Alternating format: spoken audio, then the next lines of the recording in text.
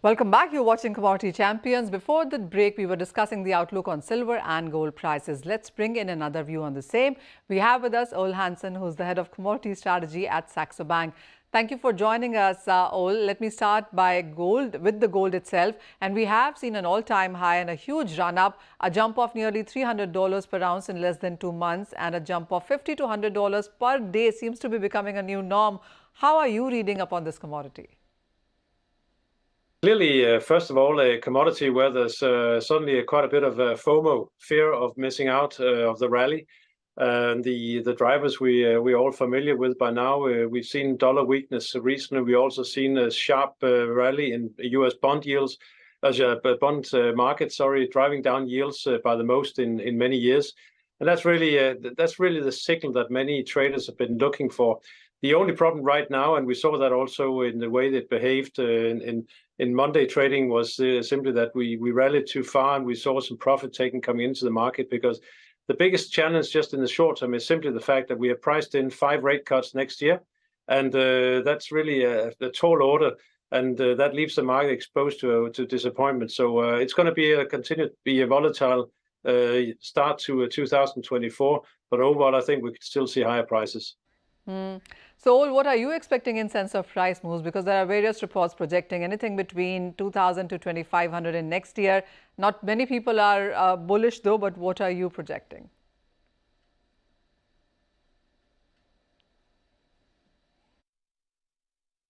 Well, as you know, Manisha, I'm always quite reluctant to talk about levels, because they obviously change from 1 month to the next. But we've been looking at 2,300 as a target that could be reached relatively easy, simply because when we start to get these rate cuts, and I think they will happen probably faster than later in the year and next year that the market's been anticipating, simply because we're not going to see rate cuts ahead of the U.S. presidential election. So if the Fed wants to cut rates, they'll do it relatively early. But and with that in mind, perhaps 2,300 could be a good target next year.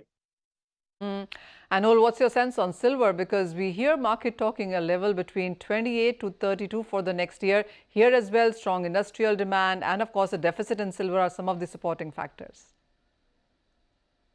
Well, looking at silver and what we're seeing with silver and platinum, once again, is that when we get these big moves in gold, both silver and platinum, they struggle to keep up with the pace.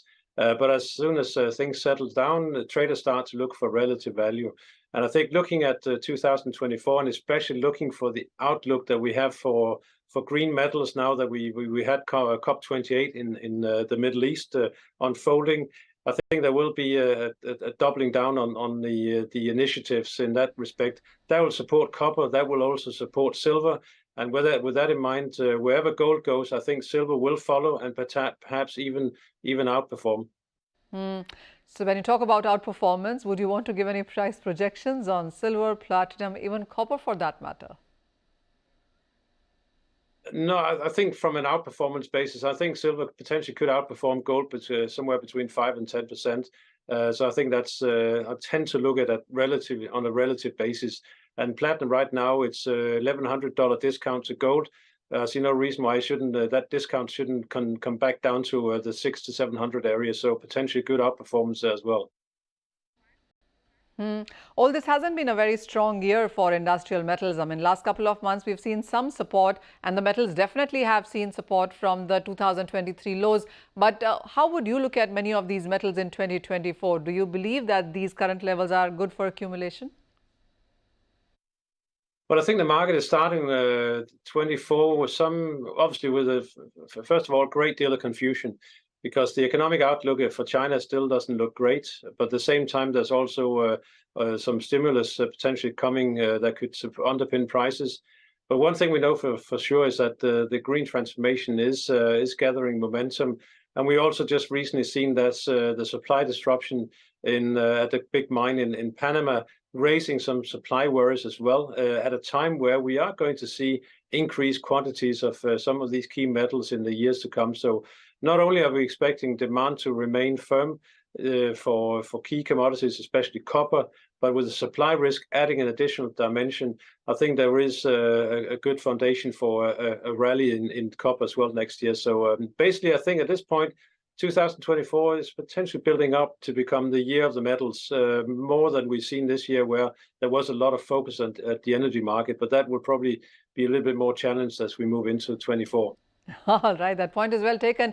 And to the energy space now, there are clearly so many conversations happening about energy transition, but we know that fossil fuels will continue to be the main focus. At this time, when there is a slight surplus building, what's your sense on prices? Simply that we have gone from OPEC Plus being in control because the market was very focusing on supply to them losing some of the grip because of the demand outlook has started to show some signs of softness. And that basically means we are drifting low at this point. The OPEC Plus meeting last week did not really give a great deal of confidence in the group's abilities at this point in time. But overall, I think that there is a line in the sand which will be defended. It's probably somewhere below in the $70 to $75 bracket. I really doubt that we are going to see prices being allowed to follow through that or drop through that kind of area. So overall, we not really changed our outlook much. We're still looking for oil to stay predominantly in the 80s next year, at least at the beginning of the year. There will be a pickup in